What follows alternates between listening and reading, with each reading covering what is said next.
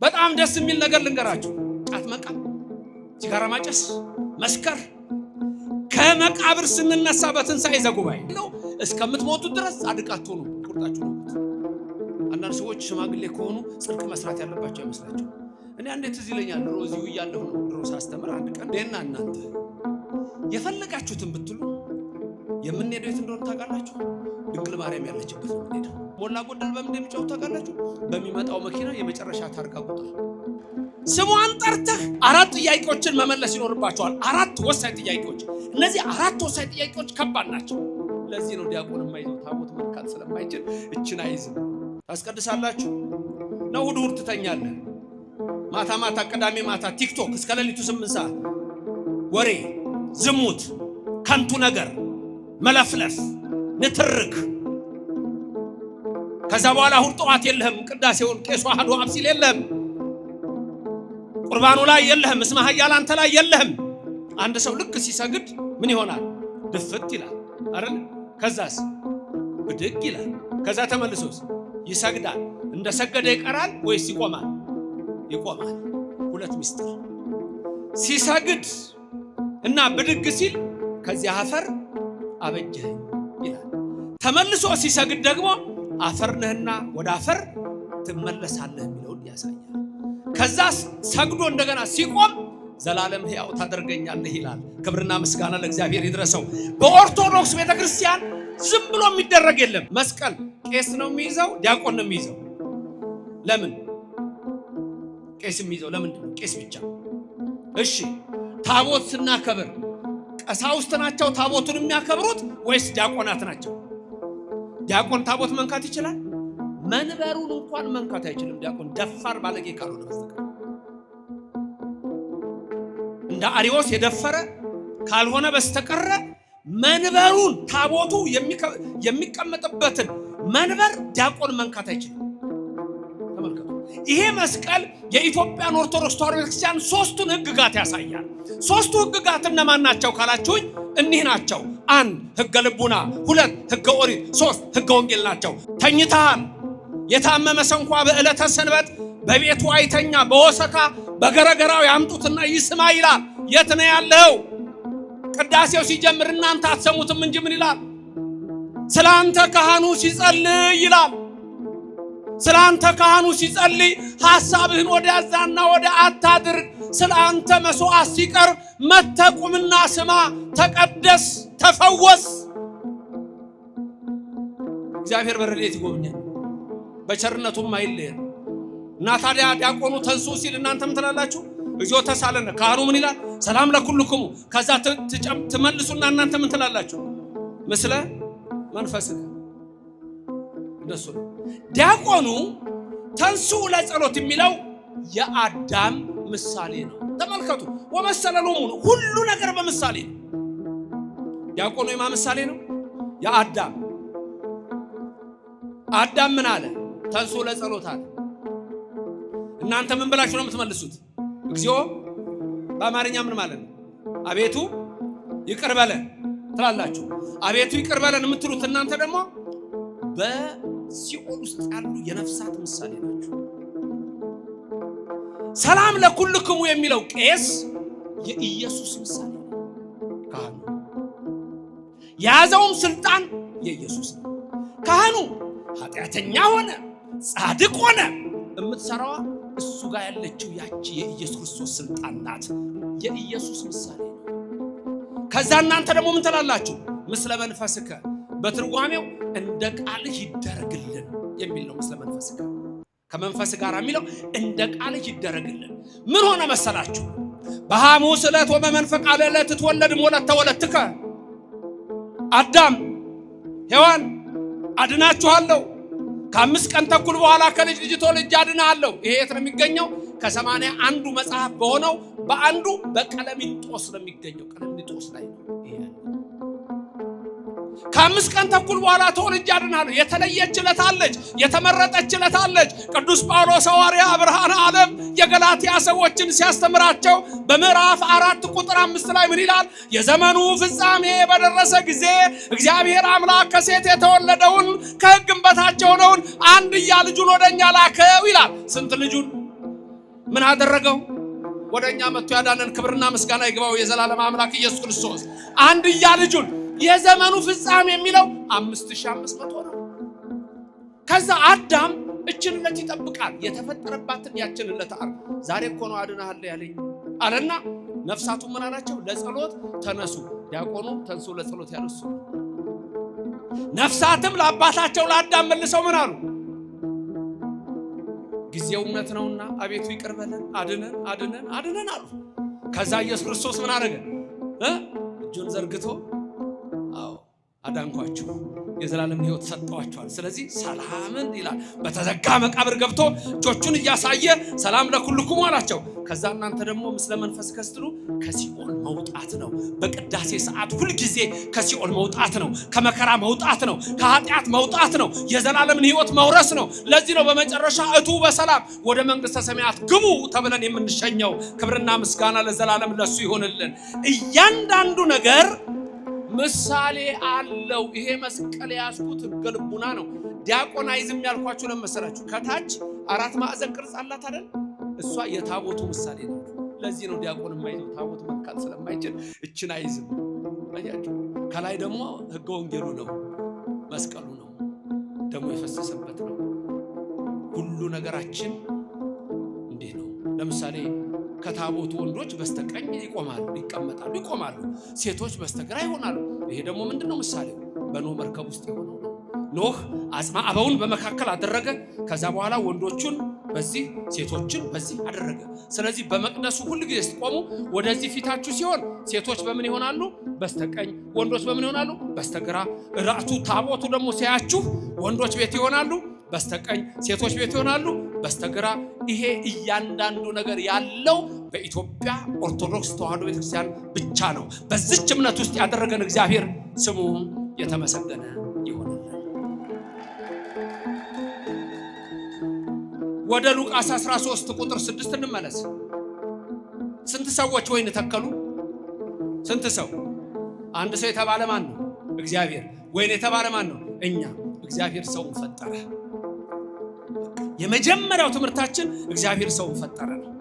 እያንዳንዳችን እኛ ምንድነን? ፍጡር ነን። ለስም አጠራሩ ክብር ምስጋና ይግባው። ማን የፈጠረን? እግዚአብሔር። 4 ጥያቄዎችን መመለስ ይኖርባቸዋል። 4 ወሳኝ ጥያቄዎች። እነዚህ 4 ወሳኝ ጥያቄዎች ከባድ ናቸው። ምን ምን ናቸው 4ቱ ጥያቄዎች? ከኔ ቀጥላችሁ ተናገሩ። እኔ ማን ነኝ? መምህር ዘበነ ከኔ ቀጥላችሁ በሉ ነው ያልኩት። እኔ ማን ነኝ? ከየት መጣው? እዚህ ምን እሰራለሁ? መጨረሻዬ ወዴት ነው?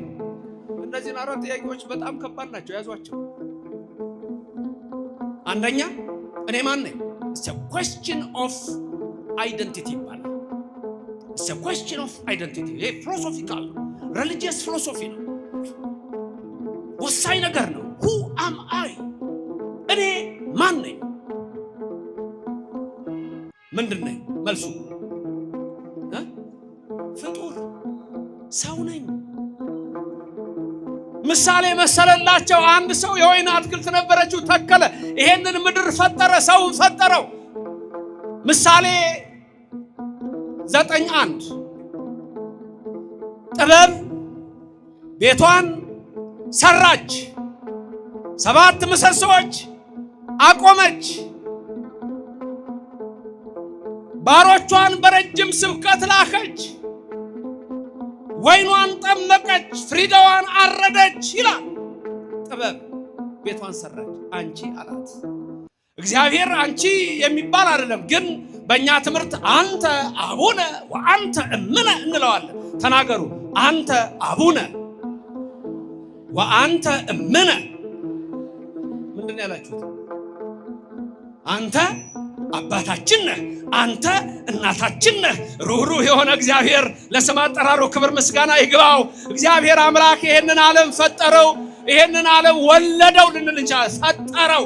ስለዚህ ምን ይላል ሶሎሞን በጻፈው መጽሐፍ? ጥበብ ቤቷን ሰራች ማለት ጥበብ እግዚአብሔር ጥበብሰ መድኃኒነ ውእቱ ይላል። የኤጲፋንዮስ ቅዳሴ ሲቀድሱ ስትሰሙ ጥበብሰ መድኃኒነ ውእቱ፣ ጥበብሰ መድኃኒነ ውእቱ ዘቤዘወ እያለ ይላል ቄሱ።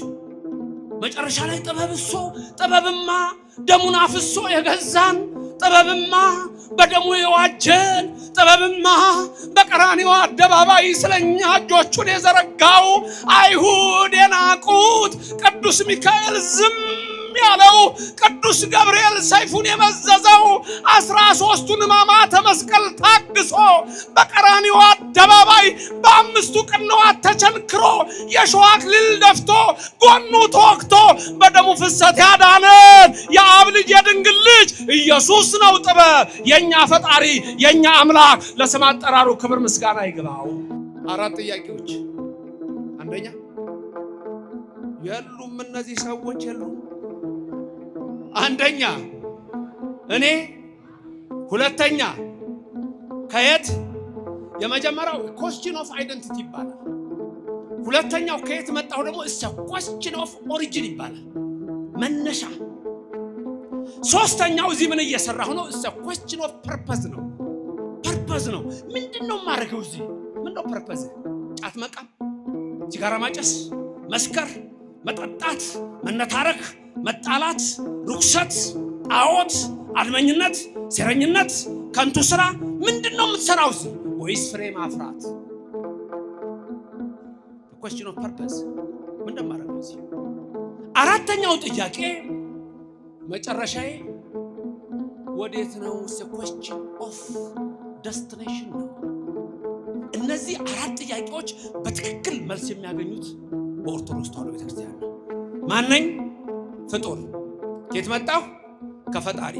እዚህ ምን እሰራለሁ? አዳምና ሔዋን ሳቱ፣ መጣሁ። ከዚህ በኋላ ደግሞ የሚያድነኝ አምላክ አለኝ። መጨረሻዬስ ወዴት ነው? ወዴት ነው መጨረሻችሁ? በቀኙ መቆም ነው። መንግስተ ሰማያት መውረስ ነው። የኦርቶዶክስ ልጆች ትጠራጠራላችሁ እንዴ? የተዋሕዶ ልጆች ትጠራጠራላችሁ እንዴ? ልንገራችሁ፣ በጣም ደስ የሚል ነገር ልንገራችሁ። ከመቃብር ስንነሳ በትንሣኤ ዘጉባኤ ማቴዎስ 25:31 ላይ የሰራዊት ጌታ ኢየሱስ ክርስቶስ እሱ እግዚአብሔር እልፍ አላፋት ከሆኑት መላእክት ጋር ይመጣል ይላል። እልፍ አላፋት ከሆኑት ምን ጋር? መላእክት ጋር። እኔና እናንተ በትንሣኤ ዘጉባኤ እጃችንን ይዞ የሚያነሳ አንድ መልአክ እንዳለ ታውቃላችሁ? ስሙ ማን ነው? እሱ መልአክ ስሙ ማን ነው? ኧረ ትንቢተ ዳንኤል ምዕራፍ 12ን ተመልከቱ። በዛ ሰዓት ይላል ዳንኤል ሲናገር፣ በዛ ሰዓት እነሆ ሙታን ሁሉ ይነሳሉ፣ ትንሣኤ ዘጉባኤ ይሆናል። እኩሌቶቹ ለዘላለም እረፍት ነው የሚነሱት፣ እኩሌቶቹ ግን ለዘላለም እፍረት ነው የሚነሱት። እኩሌቶቹ የሚነሱት ለሕይወት ነው፣ እኩሌቶቹ የሚነሱት ለሞት ነው፣ እኩሌቶቹ የሚነሱት ለሐሴት ነው፣ እኩሌተኞቹ የሚነሱት ግን ለሐዘን ነው። ወየው ይላሉ አለ ያዕቆብ ዘስሩግ። የዛን ጊዜ ወየው ይላሉ እናት የሴት ልጇን ድምፅ የማትሰማበት ሰዓት ይላል ያዕቆብ። ያ ደግሞ የዮዳሄ ልጅ ዘካርያስ ሲነግረን በትንቢቱ ምዕራፍ 14 ላይ አዎ የሰራዊት ጌታ እግዚአብሔር ይመጣል። የሰራዊት ጌታ እግዚአብሔር ሲመጣ እግሮቹ በደብረ ዘይት ተራራ ይረግጣሉ።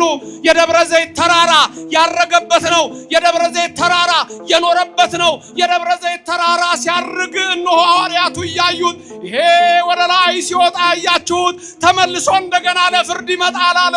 ነቢዩ ዘካርያስም ተናገረ። የኢየሱስ ክርስቶስ እግሮች በደብረ ዘይት ተራራ ሲረግጡ የደብረ ዘይት ተራራ ለሁለት ይሰነጠቃል፣ አንድ ወደ ምስራቅ አንድ ወደ ምዕራብ። ያ ሰዓት አስጨናቂ ይሆናል አለ። ታዲያ ዳንኤል ምን አለ? የተዋሕዶ ልጆች የኦርቶዶክስ ልጆች በዛ ሰዓት አለ መልአኩ ሚካኤል ይመጣል፣ እጆቻቸውን ይዞ ያነሳቸዋል። ክብርና ምስጋና ለእግዚአብሔር ይድረሰው፣ ስሙ የተመሰገነ ይሁን። እና ታዲያ ሲኦል ለኦርቶዶክስ በፍጹም አትገባም።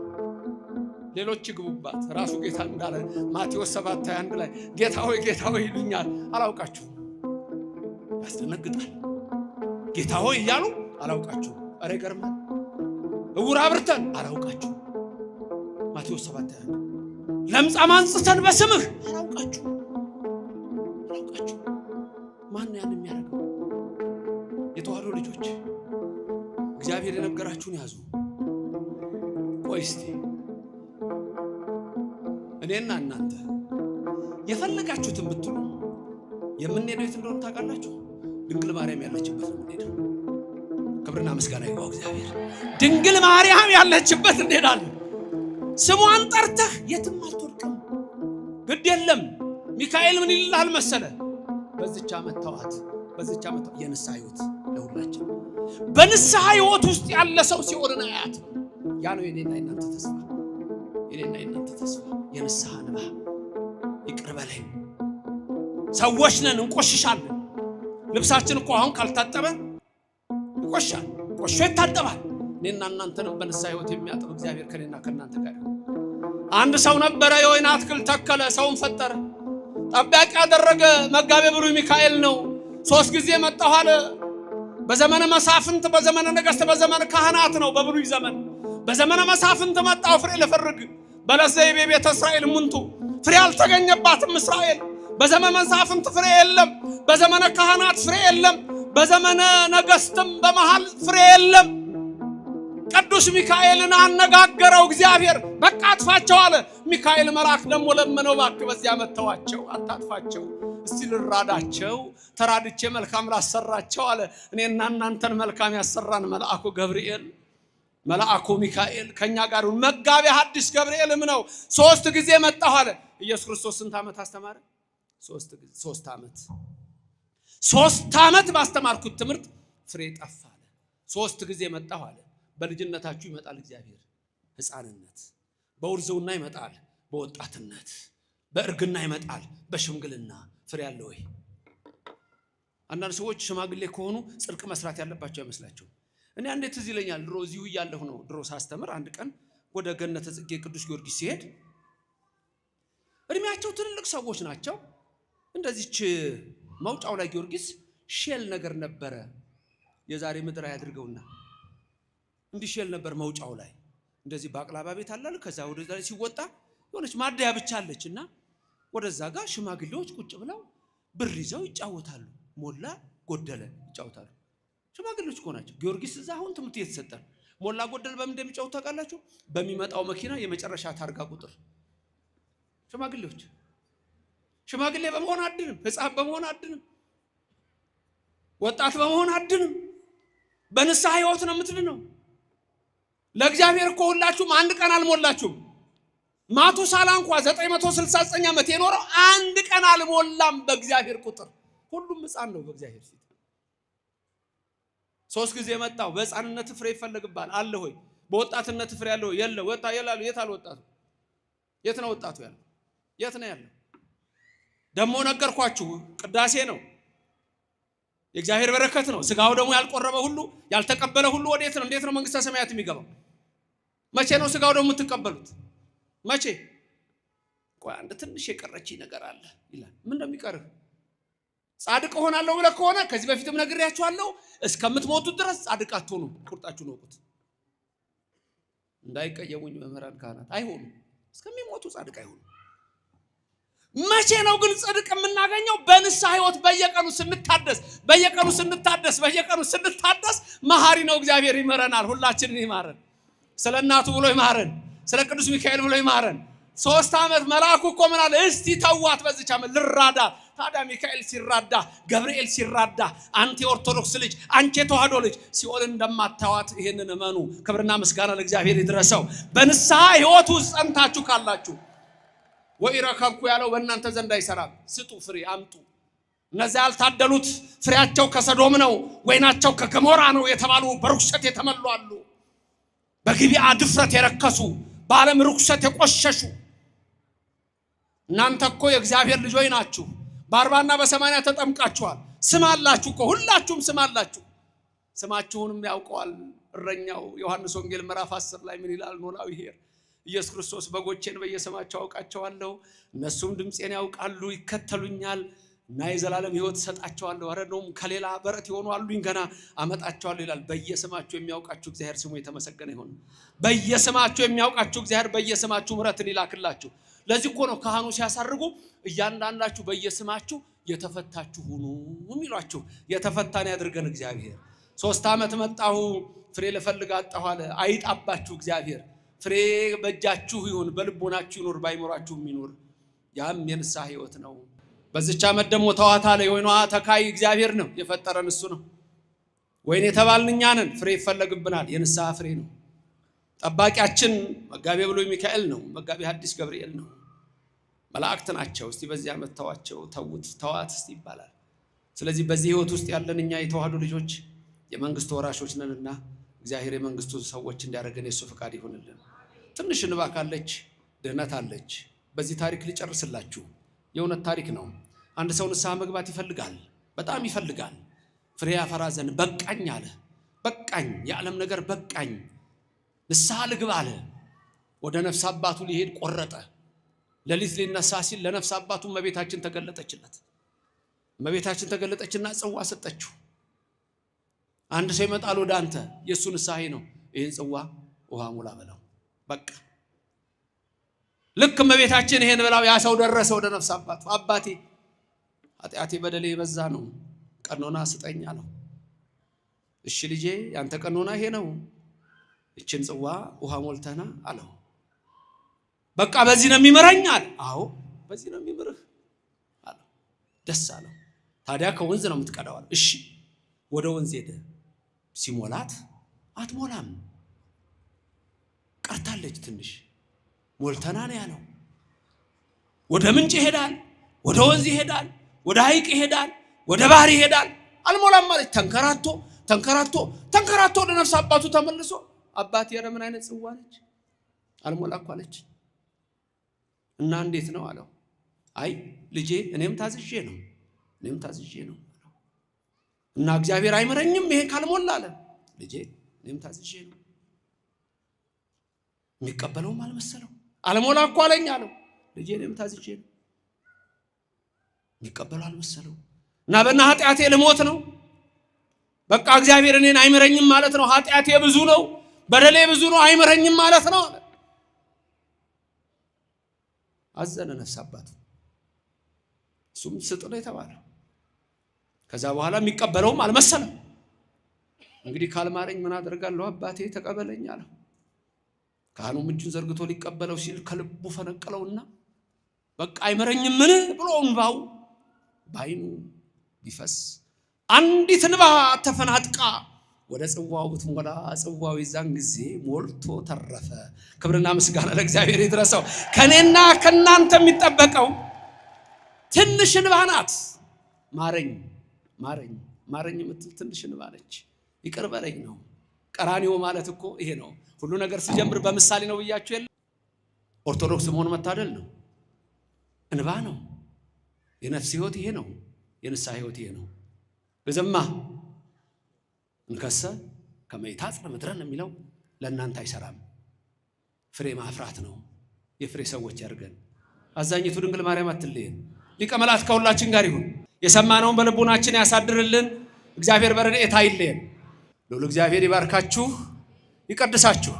ድንግል ማርያም በቀኝ በግራ ትቁምላችሁ፣ ከፊት ትምራችሁ፣ ከኋላ ትከተላችሁ። በልቡናችን ከልጇ ጋር ነግሳ ለዘላለም ትኑርልን። ክብርም ምስጋናም ሁሉን ለሚችል አዶናይ ኤልሻዳይ እግዚአብሔር ይሁን። ከሰማየ ሰማያት ወርዶ ደሙን አፍስሶ ያዳነን ክብር ምስጋና ይግባው። በቅዱስ ሚካኤል በቅዱስ ገብርኤል በመላእክት የሚራዳን እግዚአብሔር ክብር ምስጋና ይግባው። አያችሁ ሚካኤል ስለእናንተ እንዴት እንደሚለምን። በዚች ዓመት ደግሞ ተዋት መልአኩ ነው ያለው። አሜን ይደረግልን። ክብርም ምስጋናም ለኃያሉ አምላክ ለእግዚአብሔር